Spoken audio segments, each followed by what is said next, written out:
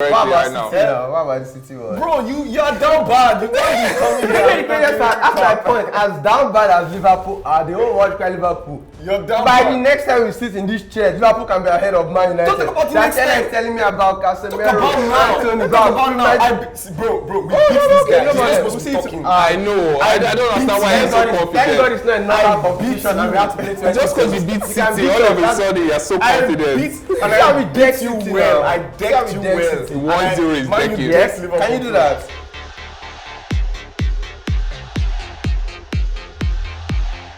So we're getting results coming in of the GOAT. I've talked to my guys on Animal Planets and they let me know in the greater Manchester area there's a badly behaved goat running around crazy. This way, What do you guys think of what's going on there?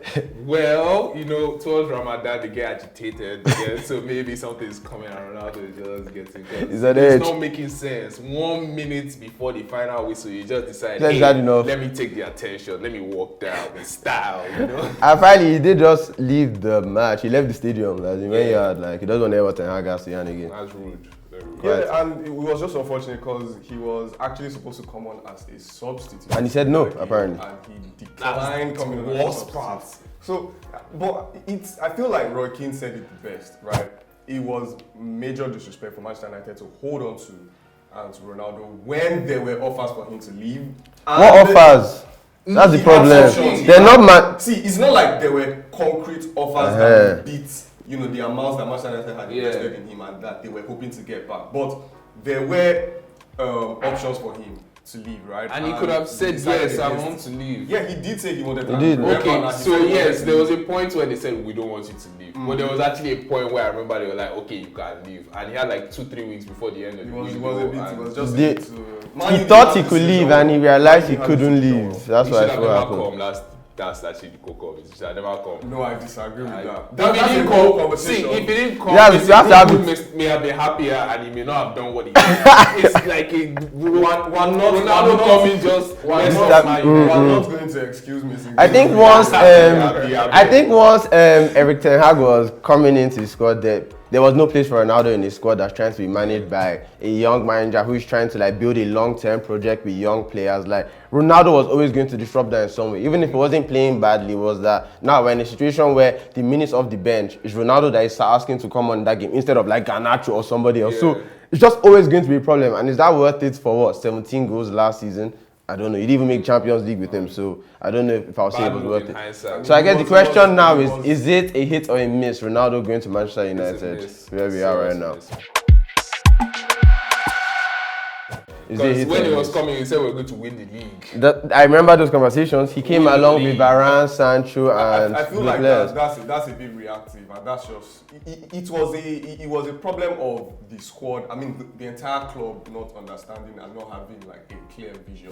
But Ronaldo coming to Manchester United, he was our highest goal scorer last season. He literally dug us out of so many pits last season. So I'll still say. What pits? Because you didn't accomplish anything. For so many reasons, the nostalgia was just something else. The financial benefit to Manchester United too was something. But and then the football he played last season, it was like, bro, this man still ended up being number 20 in the Ballon d'Or list this last year. Messi was nowhere to be found on that list, completely off the list. So he was something, he did something last season. This season has just been different because of Erik Ten Hag and what Erik Ten Hag is trying to do. So don't be reactive. So you think I'm not being reactive. I'm not being reactive. So do you think Teller thinks he thinks they miss? I think I think they miss as well. Fans at home, let us know your thoughts in the comment section. But the next question I want to ask you, still surrounding Cristiano Ronaldo, is what do you think is next for Cristiano Ronaldo at this point in his career? Well, he should go to Sporting Lisbon or MLS. No, he can't go to MLS. He wants to play Champions League. He should go to Sporting Lisbon or go to Chelsea. Chelsea fans love him so much. They always say, hey, why are you talking about your goal? Go to Chelsea. They're sabotaging you. They want you to be happy with Ronaldo because they're the competition for top fan. They're watching what that guy's doing on the pitch. But as we're talking off camera, I'm thinking a good option for Ronaldo could be PSG. He has to just hope that PSG, they're the club that they have the money, they do these fancy things. Maybe the PSG Qatar owners just have a fancy idea of pairing the goods together and That'd be a great out for Ronaldo. You can ride out into the sunset with Messi. Like, I love that. every football fan wants to see that. It's like a handshake, you know. Yeah, like that's what we all want. Even if they only combine for one goal, they assist each other for one goal each. It's all worth it. Go crazy. So yeah, and PSG guys, if you're watching this, if your grandkids are watching this, make it happen now. Do it for the fans. Ronaldo now goes PSG, Mbappe will take a penalty. No, Mbappe will leave by then. Mbappe that can't handle Messi and Neymar. You want to bring Ronaldo? Mbappe is out. Realistically, I think what would be best for Ronaldo at the moment is for him to go to a club or a league where there's less pressure. He has to be Sporting. He has to go back to Sporting. He has to go back to Sporting. There's less pressure on the style of football in terms of the forwards having to press 90 minutes. Just score. And less pressure in terms of what the media does. So America, Sporting. Apparently, America, there's some legal disputes that might make it tricky for him to go to America. But I feel like with Sporting, he can go to Sporting now, take a nice pay cut, so maybe earn 200k, earn Sporting so much in shirt sales, boost their stadium attendance, and just be a legend in Sporting. Like, as if he scores 15 goals, they maybe win the Portuguese league. They might qualify for the Champions League, and he can score a couple more goals. Because I feel like that the fact that Messi is coming for his Champions League record is why he wants to be Champions League so bad. Because Messi is creeping up. In 2 seasons, Messi will have that record. His all-time goals. So yeah, Ronaldo is an existential crisis for the GOAT, and yeah, good luck to him. He posted an apology recently. Did you accept it? No, he didn't really say sorry. That was a PR. There was somebody there writing him for his No, at the end of the day, everything Ronaldo posts is posted by his PR company. Which I told them to drop an apology. But the truth is, if Ronaldo did not want that post to go out, it won't go out. Yeah, but I think he went out. He wanted it to go out, but he also didn't want to. No, he wanted it to go out, but he also, he also didn't want to apologize because he didn't apologize in that message. If you read it again, there was no. My last point on this Ronaldo thing is, Man United was second before Ronaldo came. The season before Ronaldo came, everybody forgets that, but no problem. Fair enough. Okay, so moving on to other topics, we have another Man U fan in the house. So I thought we'll get some of your thoughts. United have been doing quite well recently, against the big sides at least. So results, that's Tottenham, Liverpool, Arsenal, and Spurs. No, Tottenham, 3 of them. Taking them off. How's that going? Aside from Man City. Well, actually, I'm not impressed, actually. I feel like they're still not gelling together. Of course, with the introduction of Martinez, Casemiro, Anthony, there's a backbone, but I'm not too excited. I'm just like, okay, let's see what the boys do. It's a long season. And so far, the reason why we played so well against Tottenham is because Tottenham, they were awful. Tottenham are horrible. As in, I would like to apologize. I hyped Tottenham up.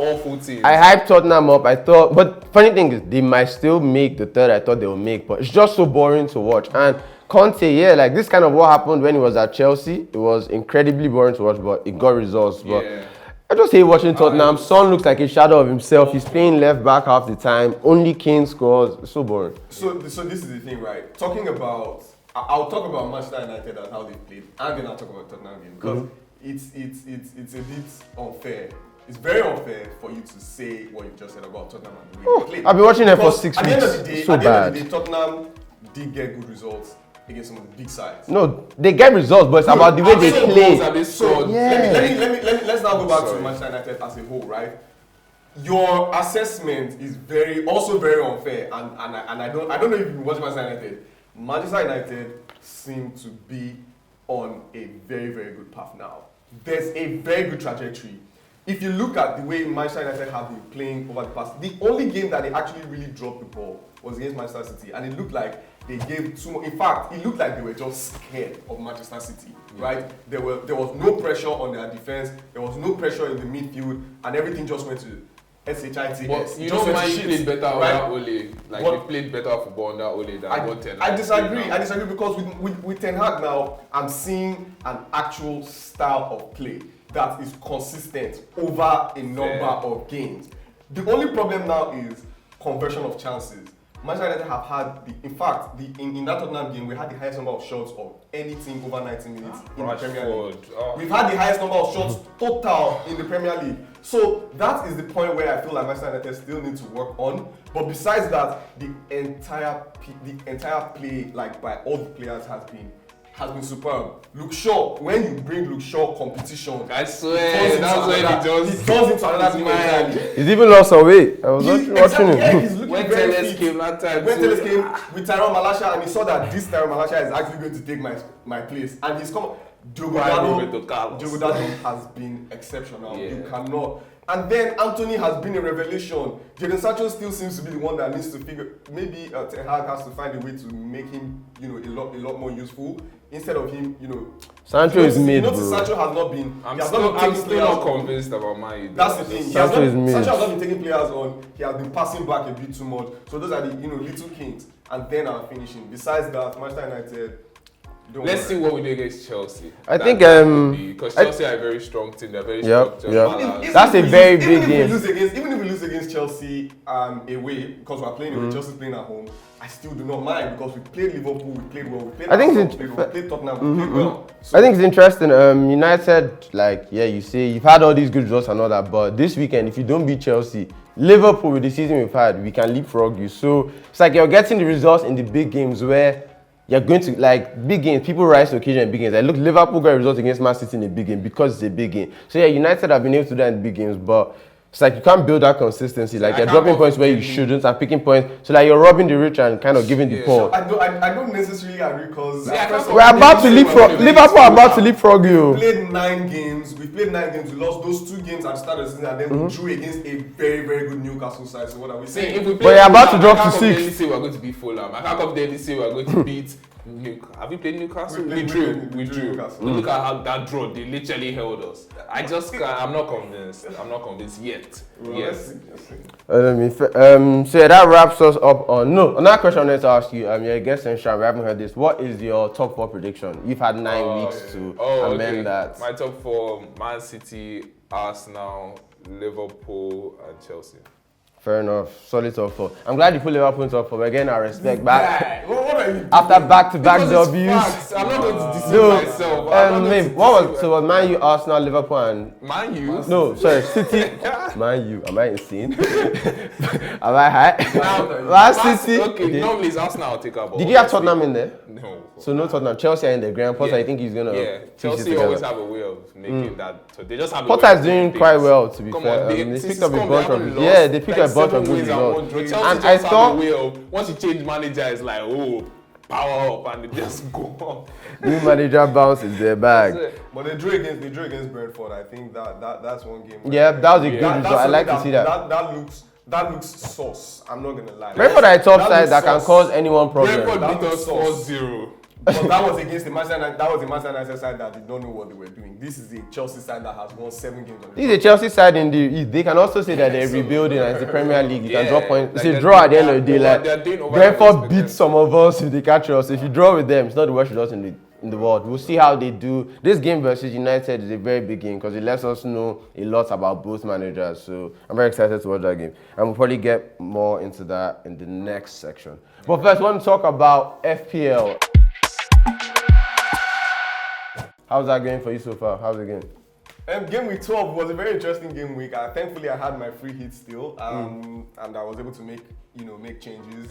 I got a healthy 52 points or 53 points. That was quite healthy. Really bumped me up on many of You are happy with 52 points. No, it was a weekend where many teams, I didn't use my free hit. I got 45. And congratulations to you. Oh, you use your free hit. Let's go 52. Yeah, you should get more than that now. If free hit is once, you only get that once a season. Hear me. I had 3 Manchester City players.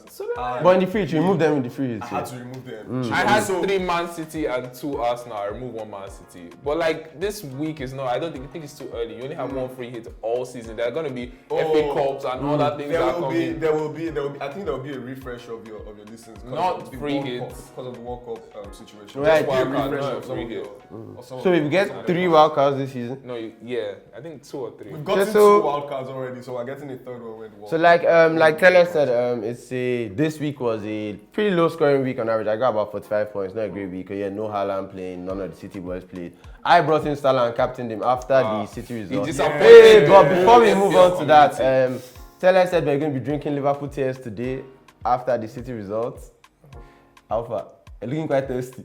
No, nobody no sharks. She said you were drinking Liverpool tears on this platform. Run the tape for me. At the end of the day, I said we'll probably be drinking Liverpool tears. So what are we drinking today? I mean, champagne. I still drank Liverpool tears. Why? Because, why? You know that they don't drums, right?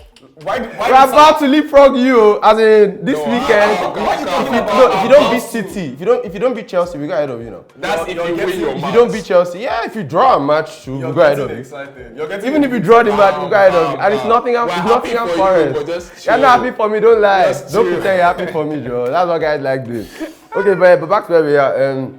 So what changes do you guys think you're going to make this week, though? I brought in Salah. Of course, he flopped. I'm going to see how he plays against Nottingham Forest. With the whole Jota injury, he's still going to be on the wing, so I don't expect much. But let's see how it goes. I brought in Foden straight up, though, because Foden is much needed. And yeah, I still have Mitrovic and Tony. I'm still, I like this season because there are a lot of budget options. There's Almiron, there's Trossard. There are so many people coming up. Tony is 7 point something. Everybody's team is different, and we're not all just going for the same Man City, Arsenal, Man U. So let's see.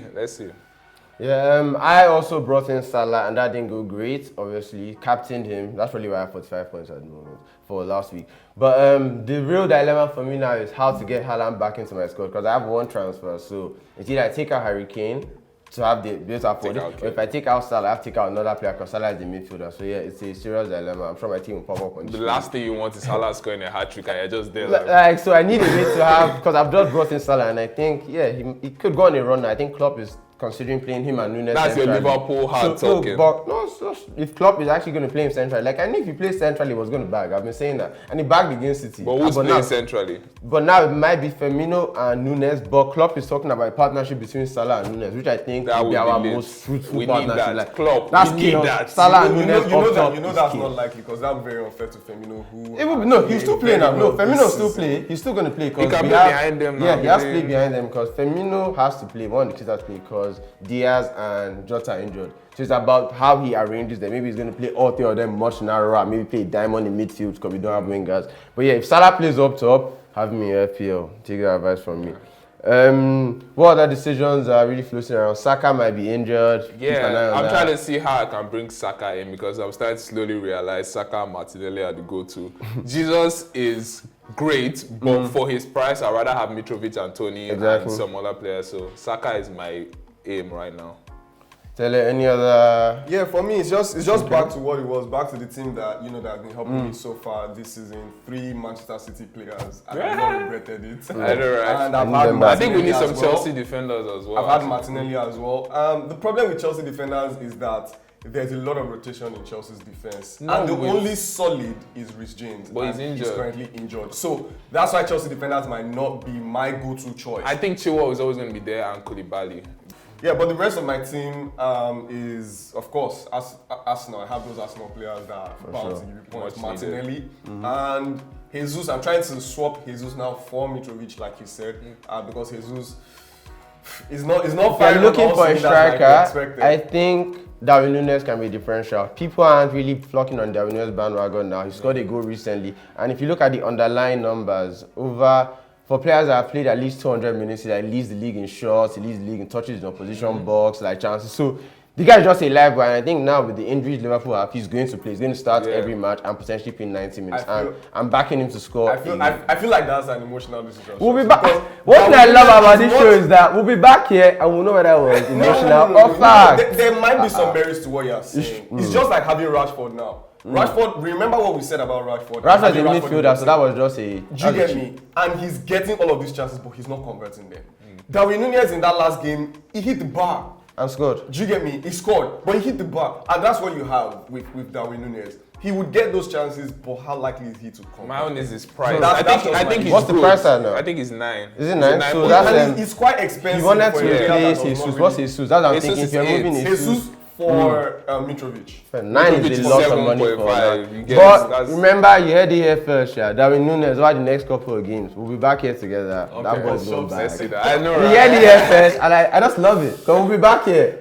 Alright. Moving on to our next topic. It's a nice weekend of football. We can circle back to the Chelsea United game. What are you guys' predictions for that game? I predict a draw. It usually ends up as a draw. We tend to That's a great result for me.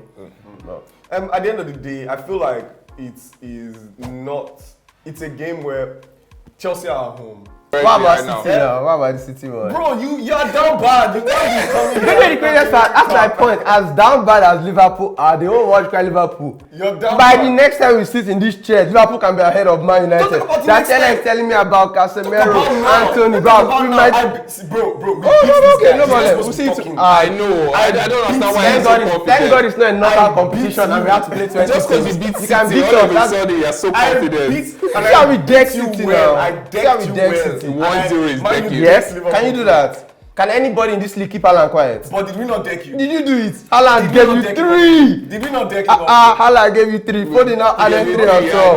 Where were Foden and Haaland against us? We had a rough start to the season. We patched it together and we're going to finish ahead of you. But are you going to finish ahead of me? Maybe. It will happen and we'll bet on it now. Oh yeah, now We bet. can bet on it now. Sangaloo viewers around the world, bear with me. Shake now. Manchester United will finish above Liverpool this season. We'll discuss what will be exchanged. I wasn't here to witness that. I did not witness anything. The studio is full. Okay, back to our predictions for the weekend. Arsenal play. Who does Arsenal play this weekend? Southampton, who have not gotten their annual 9-0 yet, and they're playing the team in top spot that are firing from all cylinders. Yeah, Arsenal are gonna pipe them. It could be bad, man. Arsenal are actually I don't so think it good. would be bad. I think Southampton, they haven't really. But that's the thing, Southampton, like, they always seem okay. Like, Southampton seems like a good manager. The team seems okay, then they can just come out and just spread it and boom. So yeah, it's they're down bad and it could be ugly. Another match coming up, City Brighton. That's another match. That's a tough one, actually, in my opinion. I don't think it's gonna go how we all expect it to go. But definitely, City will still come out with the win because they have that champion. Yeah. And Brighton, they ask the right questions, and City, that tends to be like Newcastle asked them those questions and got a draw. Brighton are very good defensively. But another thing is, City are coming off the back of an L that they will hate so much. Haaland didn't score. They're going to ding an assist. Like, it could also be the other end of the spectrum, like how it normally is. When City lose, they're wounded animals. They might just take it all out. But at the end of the day, I feel like Liverpool might have showed the rest of the league how to defeat Manchester City. Because it was a very, very simple tackle. Keep 2 banks of 4. Keep De Bruyne quiet, and that was it. With all of the Gundogan, with all of the Foden. It also helps that we have one of the best keepers in the world. Because they could have scored. That's different. It was keeping De Bruyne quiet, and that was it for Manchester City. Well, just because you know what to do doesn't mean that you can. And my point is, when you know what to do, De Bruyne was there quiet, but at the end of the day, he put the ball on Haaland's head twice. 2 better headers, and if our keeper is not Alisson Becker, who's our keeper? Stealing those chances. Like, I think Man City are going to. All they need is 1 or 2 chances. Like, I think we're quite lucky, and Klopp finally matured. He changed the formation. All the things I've been crying about, that 4-3-3, he didn't play as in 2 banks of 4, 2 midfielders. Let the wingers not be left and right strikers, but actual wingers in 4-3 to protect the fullback. And look how they protected James Milner against Phil Foden and City's whole attack. So yeah, Klopp is maturing, and that was great to see. Speaking of our club, next match, Liverpool versus Nottingham Forest. Will Liverpool continue their win streak? Yeah, definitely. But I don't think Liverpool will sweep them away. I think maybe like a 2-0, 3-0. It won't be like 4-5. I'll take it, man. So yeah, that brings us to the end of the episode. You guys should always get involved as usual. Let us know in the comment section if you think Ronaldo's move to Man U is a hit or a miss. Let us know your predictions for top 4. Those might have changed as the season has progressed, so we'll give you a chance to rectify yourself. You might have said some emotional things back then. Also, let us know your FPL thoughts, your thoughts on our teams, and your predictions for the weekend's games. Thanks for rocking with us, Yas. Yeah, man, this is awesome, man. Thanks for having me, guys. It wasn't nice to have you because you're literally the worst Manchester United fan. He's an honest Manchester United fan. Thanks for rocking with us, man.